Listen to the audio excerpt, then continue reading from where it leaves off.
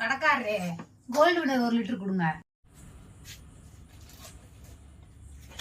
இந்தாமா. இது எவ்வளோங்க? 140மா. இதுல 130 தான் போட்டிருக்கு. என்ன பண்றது, எங்களுக்கே அப்படிதான் கொடுத்துருக்காங்க. கேட்டா அந்த வதி இந்த வதி கூடி போச்சுங்கிறான்.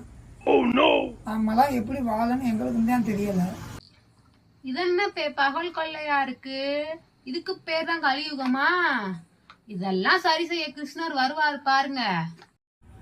ஆமா, அடுத்த வருஷம் கல்கி பார்ட் 2ல வராராம். போவியா? காசை கொடுத்துட்டு போமா நீ. இந்தாங்க நீங்களும் உங்க கோல்டு வினர். எனக்கு எண்ணெயே வேணாம், நான் தண்ணி ஊத்தி சமைச்சுக்கிருவேன். தண்ணியை ஊத்தி சமைக்கிறியா?